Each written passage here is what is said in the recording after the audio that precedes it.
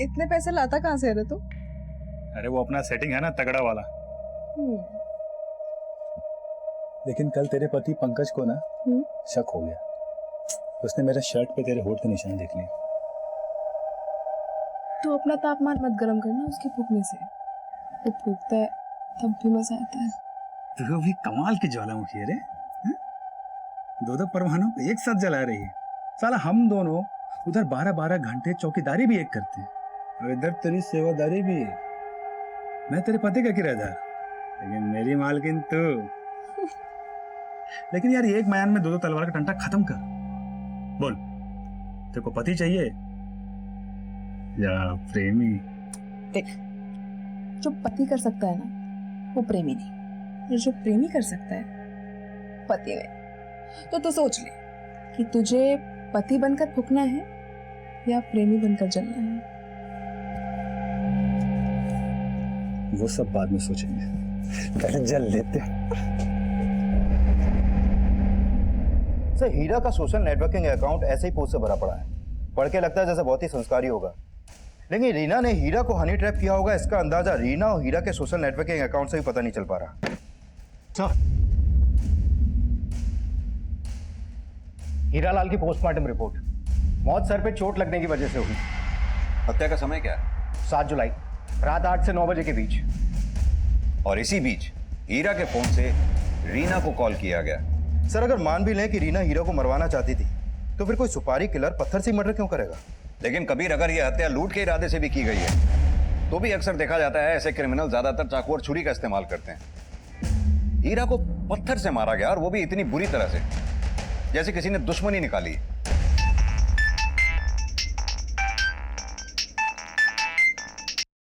हाँ भैया, तेरे भैया का सैया बोल रहा हूँ। कौन? मानिक भैया कहाँ है? माल रोड पे। साला मच्छर बहुत है यहाँ। आप कौन? मैं हीरा। कौन हीरा? और मानिक भैया के फोन से कॉल क्यों कर रहे हो? अबे तुझे कॉल करूंगा तभी तो तुझे पता चलेगा कि तेरे भैया के साथ माल रोड पे मैंने क्या किया है। क्या किया है? टपका दिया। टपका दिया? हेलो हेलो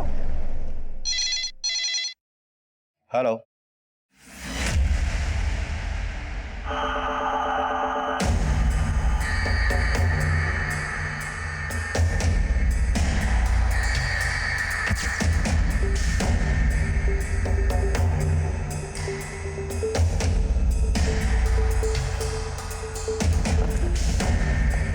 आइए।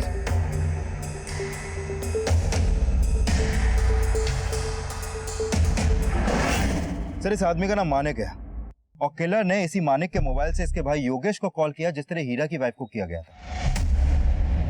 सर, हीरा की तरह इस मानिक का भी मोबाइल, पर्स, घड़ी, चेन सब गायब है। लेकिन सर, किलर ने हीरा की वाइफ को अपना नाम पन्ना बताया था, लेकिन यहाँ पर किलर ने मानिक के भाई को अपना नाम हीरा बताया। शायद कातिल का हीरा और मानिक से कोई कॉमन कनेक्शन हो।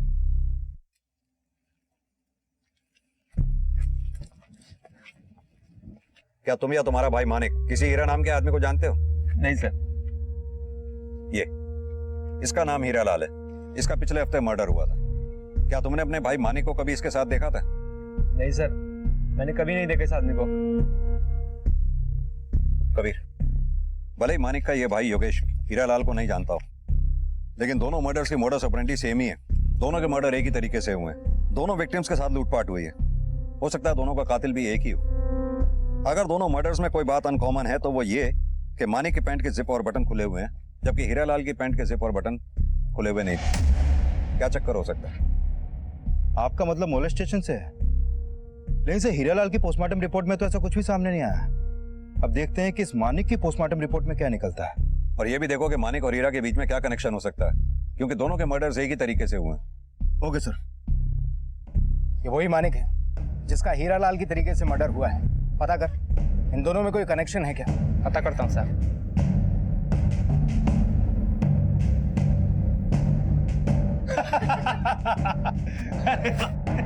चलिए अच्छा। क्या है डेंगू? मुझे तो सेठ जी की घड़ी याद दिला रहा था, लेकिन आज अपनी ड्यूटी भूल के यहाँ क्या गुल खिला रहा है? वो भैया जी क्या है ना, वो रात को ड्यूटी पे मच्छर बहुत मारना होता है, इसीलिए थोड़ा ज्यादा खटिया तोड़ लिए। चलिए चलते हैं।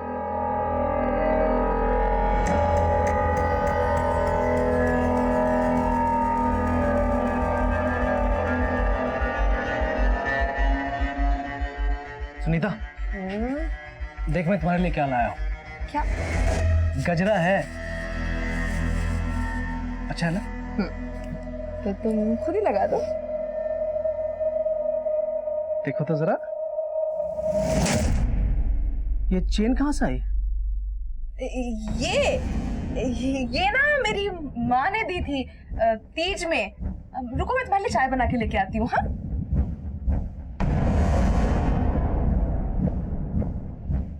वैसे तो हमारे पापा बहुत लास्ट माल रोड पे जहां पर मिली थी वहां के एक सीसीटीवी में मानिक के एक सिक्योरिटी गार्ड के साथ कैप्चर हुआ था। उसकी फुटेज इसमें सर। दिखाओ।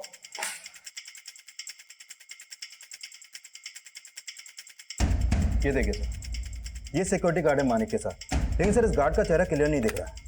मैंने मानिक के भाई से भी इस गार्ड के बारे में जानने की कोशिश की, लेकिन वो भी ऐसे किसी गार्ड को नहीं जानता जो मानिक को जानता हो। लेकिन जिस तरह से ये गार्ड मानिक की बाइक पे बैठा है, उससे तो ये लगता है कि ये मानिक को जानता होगा। लेकिन सर मानिक के कॉल रिकॉर्ड में भी ऐसा कोई नंबर नहीं मिला जिससे पता चले कि वो इसे जानता हो। सर हो सकता है कि मानिक ने इस गार्ड को लिफ्ट दी हो, और इसके भी पूरे चांसेस हैं कि इसी गार्ड ने मानिक को मारा हो, क्योंकि ये दोनों उसी डायरेक्शन में जा रहे थे जहां पर मानिक की लाश मिली। अगर इस गार्ड ने मानिक को मारा है तो हो सकता है इसी ने फिर हीरालाल को भी मारा हो। ये कौन सी एजेंसी की यूनिफॉर्म पहनी है इस गार्ड ने? सर ये यूनिफॉर्म एसएक्स सिक्योरिटी एजेंसी की है।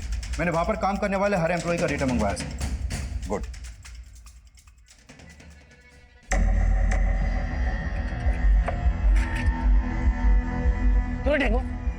तूने मेरी बीवी को सोने की चेन गिफ्ट किया? हाथ क्यों लगाता है? ये चल ये रुको छोड़ो हटो।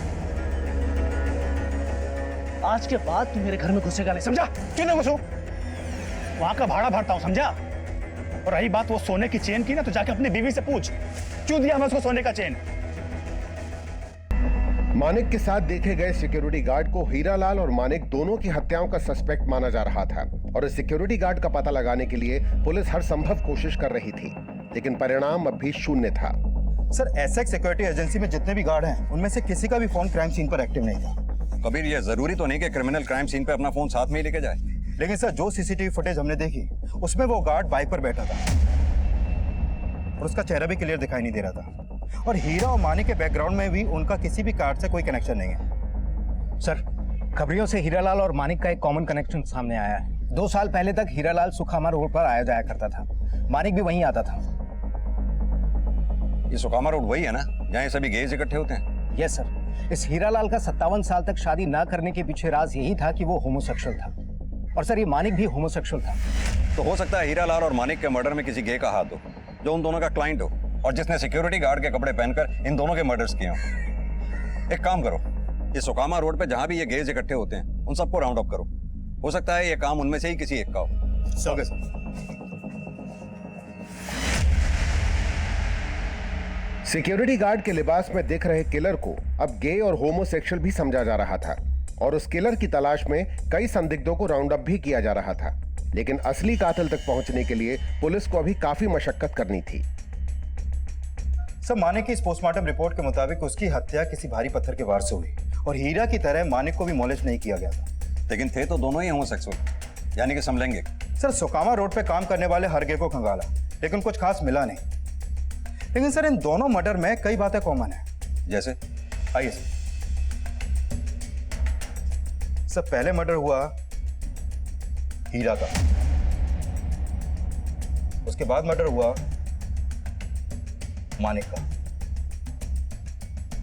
सर इन दोनों के मर्डर में पहली कॉमन बात यह है कि इन दोनों का मर्डर ट्यूसडे नाइट को हुआ, और सर दूसरी कॉमन बात यह है कि इन दोनों के मर्डर का तरीका एक ही है, इन दोनों को किसी भारी पत्थर से मारा गया। सर तीसरी कॉमन बात यह है कि इन दोनों के मर्डर करने के बाद किलर ने इन्हीं के फोन से इन्हीं के घर वालों को कॉल किया। सर इन दोनों मर्डर में किलर का मोडस ऑपरेंडी एक ही है, और जिस तरीके से उस किलर ने ये दोनों मर्डर किए हैं, उसे तो लगता है कि वो कोई साइको ही है, और हो सकता है कि वो साइको कोई सीरियल किलर हो, स्टोनमैन। हीरालाल और मानिक की हत्या करने वाले किलर को अब सीरियल किलर समझा जा रहा था, लोगों को उससे बचने के लिए सतर्क किया जा रहा था और जिस मॉडस ऑपरेंडी से मर्डर किए जा रहे थे वो इस केस की जड़ें और भी गहरी करने वाला था।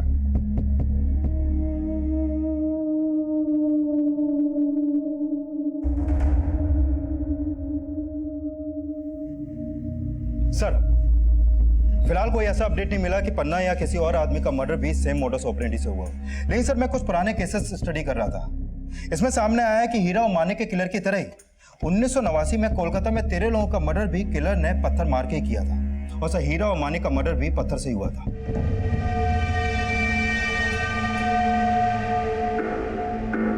और सर, सेम मोडस ऑपरेंडी से 26 मर्डर 1985 से 1989 के बीच मुंबई में हुए।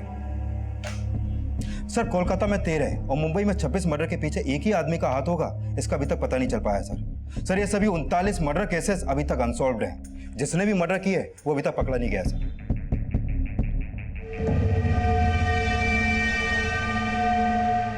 और सर, 1985 से 1989 के उन मर्डर केसेस के बाद प्रेस वालों ने उस सीरियल किलर का नामकरण भी कर दिया था, स्टोन मैन।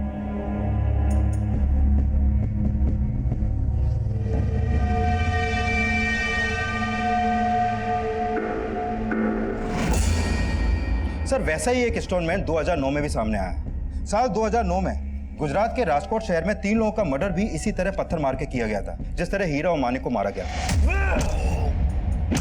लेकिन सर, राजकोट के इस स्टोनमैन को गुजरात पुलिस ने अरेस्ट कर लिया था। ये स्टोनमैन अब भी गुजरात जेल में है। लेकिन जिस स्टोनमैन को हम ढूंढ रहे हैं वो अभी तक फरार है। वो उन सीरियल किलर से ज्यादा अतरंगी है। वो लोगों की पत्थर मारकर सिर्फ जान ही नहीं लेता, वो विक्टिम के मोबाइल फोन से उसके परिवार वालों को फोन करके क्राइम स्पॉट पे बुलाता है, जैसे कि हमें चैलेंज दे रहा हो। कबीर, इससे पहले कि वो किसी और को शिकार बनाए, हमें उसे ढूंढ निकालना होगा।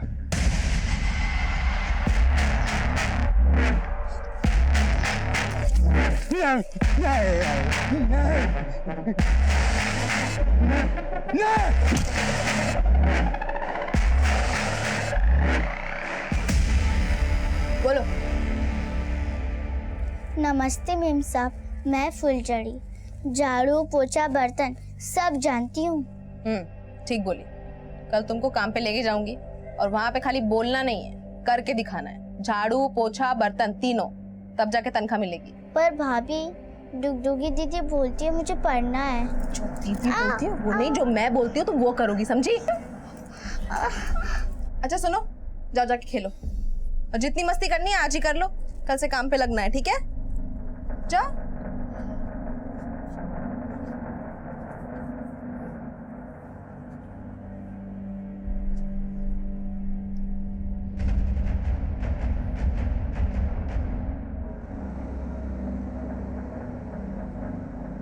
अरे देवर जी, चाय पियेंगे आप?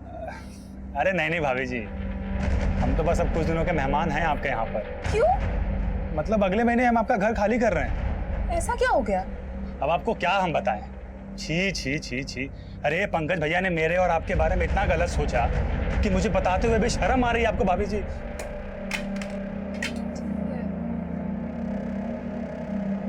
अच्छा हम चलते हैं, अब ख्याल रखिएगा।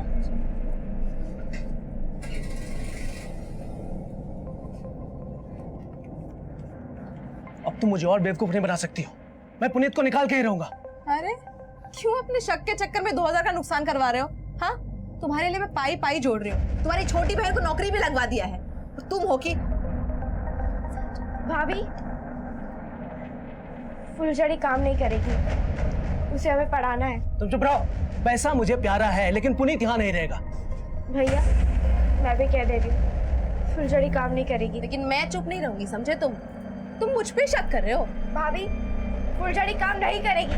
घर में जो मैं बोलूंगी वो होगा, जो तुम बोलोगे तुम्हारा भाई बोलेगा वो सब नहीं चलेगा, समझी? सब तुम्हारे चक्कर, सब तुम्हें पालने के चक्कर में बेबी से हाथ धो बैठा।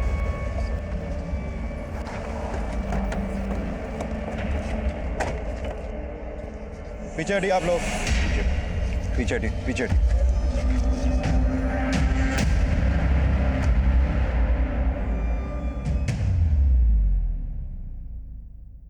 सर, इस मर्डर का भी मॉडस ऑपरेंडी सेम है। मानिक की तरह इसकी पैंट का भी जिप और बटन खुले हुए हैं। लेकिन सर, हीरा के केस में ऐसा नहीं था। सर, हो सकता है कि ये आदमी होमोसेक्सुअल हो, तभी इसको मारा गया। इसलिए इस बार इस मर्डर का पता इसके घर वालों से हमें नहीं चला। हो सकता है किलर ने विक्टिम के फोन से उसके घर वालों को फोन किया ही ना हो। और वैसे भी आज थर्सडे है और पिछले 2 मर्डर ट्यूसडे नाइट में हुए। सर अगर मान लो कि हमारा ट्यूसडे वाला अंदाजा गलत था, तो ये भी तो हो सकता है कि इस किलर ने इस आदमी के घर वालों को फोन किया हो, लेकिन ये आदमी इस एरिया का ही ना हो। या ये भी हो सकता है कि इस आदमी के पास ही फोन ना हो।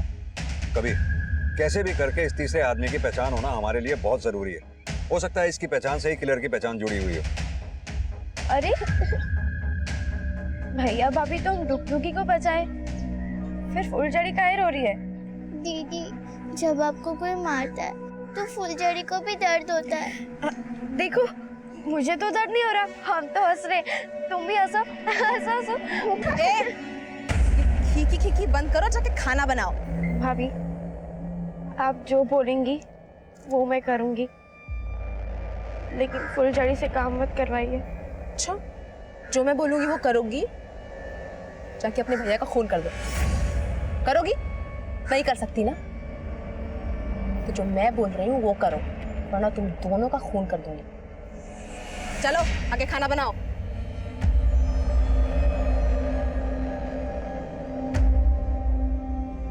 सर हमने सभी थानों में उस तीसरे विक्टिम की फोटो सर्कुलेट करवा दी है, लेकिन अभी तक उसकी कोई पहचान पता नहीं चल पाई है। ना तो उसकी कहीं पर कोई मिसिंग कंप्लेंट दर्ज हुई है और ना ही हीरा और मानिक की तरह सुकामा रोड के गे से उसका कोई कनेक्शन मिल पा रहा है। सर समझ में नहीं आ रहा कि ये स्टोनमैन वाकई में गे है या नहीं है। हो सकता है वो कोई ऐसा सनकी हो जो होमोसेक्सुअल्स और गेज से नफरत करता हो और एक एक करके इन सबको मार के अपनी सनक निकाल रहा हो। लेकिन सर ना तो हमारे पास उसका कोई फोटो है और ना ही कोई स्केच।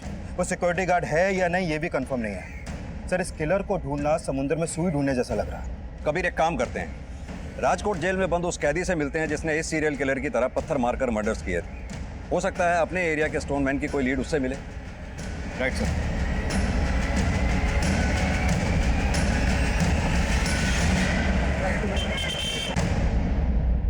साहब मैं स्टोनमैन नहीं, छुरीबाज था। चाकू की नोक पे लोगों को लूटना, फिर टपका देना। फिर मुझे पता चला रमन राघव का, सुना 54 लोगों का मर्डर किया। साहब मुझे रमन राघव से बड़ा क्रिमिनल बनना था, इसलिए उसके 54 मर्डर का रिकॉर्ड तोड़ने के लिए 3 लोगों को पत्थर मार के टपका डाला मैं। तेरे जैसा एक सनकी बाहर भी घूम रहा है जो लोगों को पत्थर से मारता है। तेरा कोई भाई भाई भी है क्या? मेरा कोई भाई भाई नहीं है। हाँ, एक दोस्त था बबलू। जब मैंने 2 लोगों को पत्थर मार के टपकाया तब वो मुझे बोला कि तेरे से पहला मैं रमन राघव का रिकॉर्ड तोड़ेगा। अभी भी वो बाहर है साहब। एक बात बता, ये बबलू गे है क्या? अरे नहीं नहीं साहब, बबलू गे हुए नहीं है। गे तो अपना पुरोहित है। कौन पुरोहित? अपनी गैंग में था साहब। साहब हो सकता है बाहर ये बबलू और पुरोहित का कंपटीशन चल रहा है कि सबसे ज्यादा मर्डर कौन करेगा। उस स्टोनमैन को ढूंढने के लिए पुलिस बबलू और पुरोहित समेत कई खूंखार अपराधियों के क्राइम रिकॉर्ड स्टडी कर रही थी और इस कोशिश में कई ऐसे क्रिमिनल्स पकड़े भी गए जो काफी लंबे समय से फरार थे। लेकिन जिस स्टोनमैन को पुलिस ढूंढ रही थी वो अभी तक गायब था और उस तीसरे विक्टिम की पहचान भी अभी तक पता नहीं चल पाई थी।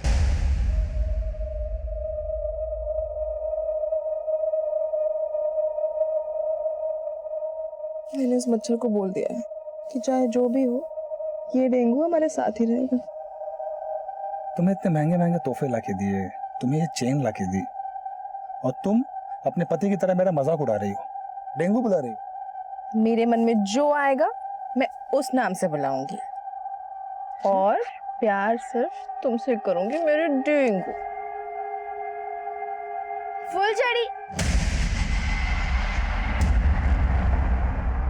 अरे डुगडुगी, तुम क्या क्या कर रही हो? ऐसे मारोगे ना तो अपने भैया को और बड़ा चढ़ा के बताएंगे और इनका भैया तुम्हें कुछ करे ना करे लेकिन मेरी जान ले लेगा वो। इनको जान से मारना पड़ेगा।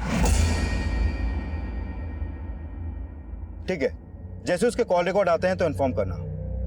सर जहांगीर थाने से फोन था। हसनपुर रोड पे जिस तीसरे आदमी का मर्डर हुआ था उसकी पहचान हो गई है। हसमुख नाम है उसका। हसनपुर में अकेला रहता था और हसमुख के बेटा बेटी बेंगलोर में रहते थे।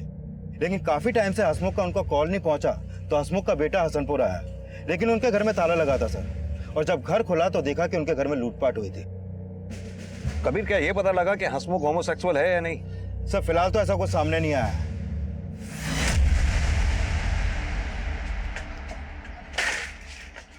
ये क्या सुन रहा मैं? क्या हुआ? जो सुन रहे हो सही सुन रहे हो, तुम्हारी दोनों बहनें भाग गई हैं। मैं बोलता था उसे इतना मत मारो, लेकिन तुम हमेशा उसे मारती थी। तो तुम भी तो मारते थे ना उसको। लेकिन मेरा तुम पे बस नहीं चलता है ना। अब देख क्या रही हो, चलो ढूंढो उसको, नहीं तो उसके साथ हमारी कमाई भी जाएगी।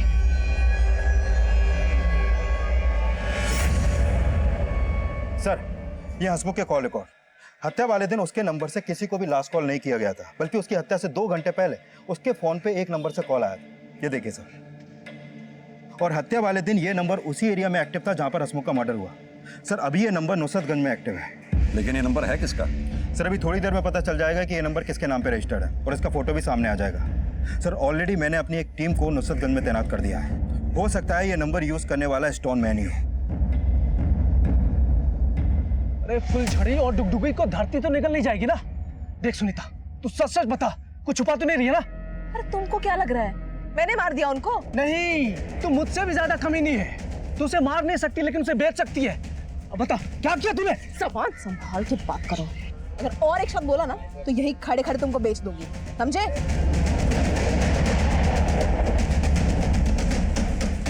सर, उसका नाम जगत है, ये उसका फोटो। सर, हंसमुख को जिस नंबर से कॉल आया था वो इसी जगत के नाम पे नुसरतगंज के एड्रेस पे रजिस्टर्ड है। हमने इसको उठवा लिया सर। ग्रेट।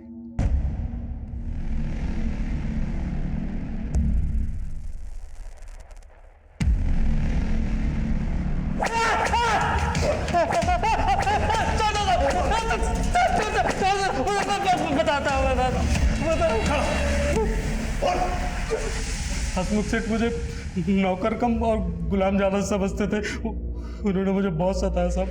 फिर मैंने उनके की नौकरी छोड़ दी साहब, लेकिन मैं उनसे बदला लेना चाहता था साहब। फिर मैंने हंसमुख सेठ को फ़ोन किया और उनसे कहा कि वो मुझसे मिले, नहीं तो मैं उन पर झूठा केस कर दूंगा कि वो मेरा शोषण करते थे।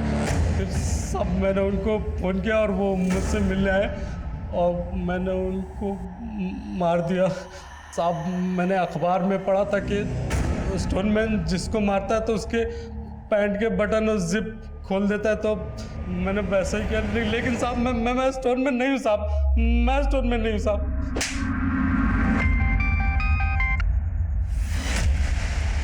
अरे सुषमा, कहाँ हो तुम? मैं कब से तुम्हारा इंतजार कर रहा हूँ, तुम अभी तक घर पर क्यों नहीं आई? क्योंकि सुषमा मरने वाली है। क्या बक रहे हो? कौन हो तुम? स्टोनमैन। स्टोनमैन?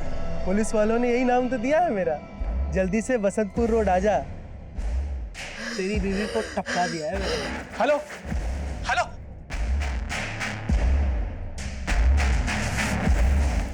क्या? सर, बसंतपुर में इस बार स्टोनमैन ने एक औरत को मारा। औरत को? हाँ सर, उस औरत का नाम सुषमा है और किलर ने सुषमा के ही फोन से उसके पति को कॉल करके मर्डर लोकेशन बताई है। और इस बार किलर ने अपना नाम स्टोनमैन बताया है। स्टोनमैन? Yes sir.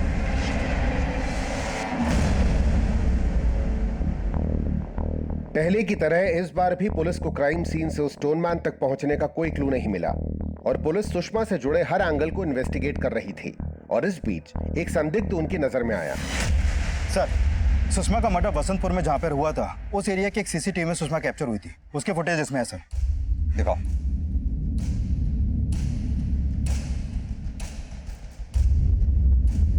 ये देखिए सर।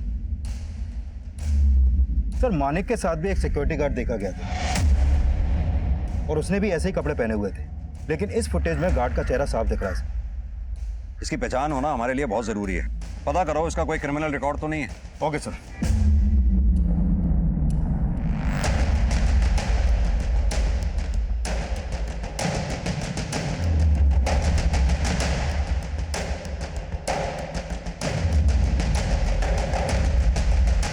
सर, अगर ये स्टोनमैन इसी एरिया का होता तब तक तो इसकी पहचान पता चल गई होती।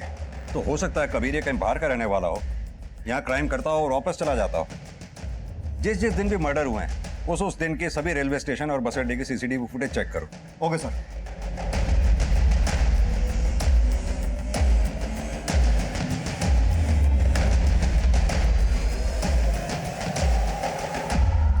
सर, आपका अंदाजा सही निकला।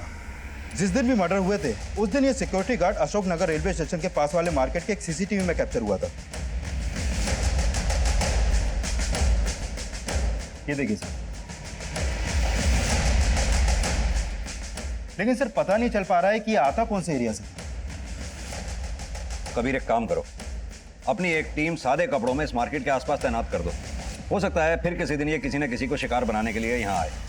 Okay sir.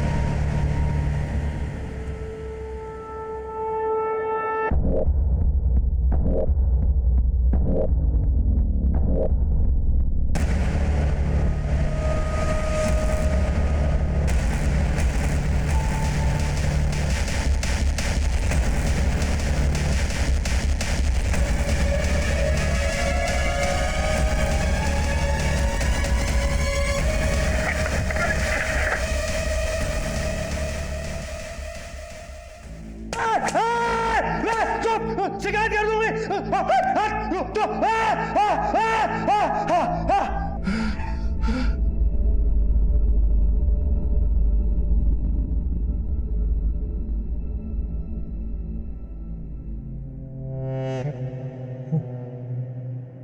क्या साहब, आप लोग भी बजाने आए हो?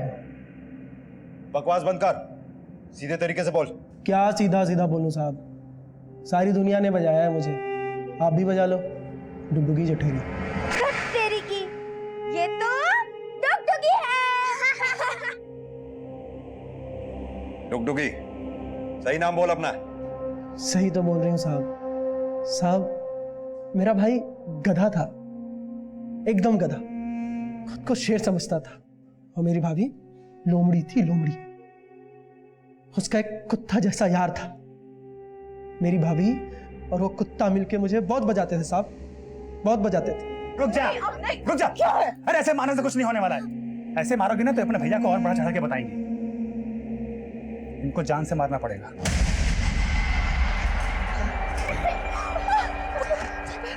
फिर साहब फुलझड़ी को लेके वहां से मैं भाग गई। फुलझड़ी कौन? मेरी बहन। डुगडुगी तेरा नाम है? तू लड़की है? नहीं साहब, लड़की नहीं, मैं किन्नर हूं साहब, किन्नर। साहब, जब मैं फुलझड़ी को लेकर भागी तो मुझे मुन्नी अम्मा मिली, वो भी किन्नर थी साहब। तब से फिर मैं उसी के साथ नाचने लगी, बख्शीशें मांगती थी और मुझे जो पैसे मिलते थे उससे मैं फुलझड़ी को पढ़ाती थी। जब उससे भी नहीं बन पड़ा तो मैं के लोगों के साथ अपना जिस्म तक बेची साहब। लेकिन फुलझड़ी भी दगाबाज निकली, उसको अच्छा नहीं लगता था मेरे साथ रहना। और एक दिन उसने मुझे इतना नीचा दिखाया कि अपने कॉलेज के लड़के के साथ भाग गई। फुलझड़ी के जाने के बाद मेरी जिंदगी खत्म, पूरी तरह से खत्म। फिर मैं सोची, मेरी जिंदगी क्यों खत्म? जिन लोगों ने मेरी जिंदगी खत्म की उन सबकी जिंदगी खत्म। तो हीरालाल और मानिक तेरे साथ गलत काम करते थे, लेकिन तूने उस औरत को क्यों मारा? उस औरत ने मुझे थप्पड़ मारा साहब, मुझे बर्दाश्त नहीं हुआ उसका थप्पड़, इसलिए मैंने साहब सबसे पहले तो मैं अपने भैया और भाभी को मारना चाहता था, लेकिन पता नहीं वो लोग अपना घर द्वार बेच के कहां चले गए। और उन सबका गुस्सा मैंने उन सब पे एक एक करके। माना कि दुनिया ने तेरे साथ जो कुछ भी किया गलत किया, लेकिन तूने जो दुनिया के साथ किया, क्या वो ठीक है? हालांकि ऐसा माना जा रहा था कि डुगडुगी की मानसिक हालत बिगड़ चुकी थी, लेकिन उसकी मेडिकल रिपोर्ट ने इस संभावना को नकार दिया। डुगडुगी ने भले ही बचपन से कई तरह की मानसिक और शारीरिक यातनाएं सही होंगी, लेकिन हत्या एक ऐसा अपराध है जिसके लिए कभी माफी नहीं दी जा सकती।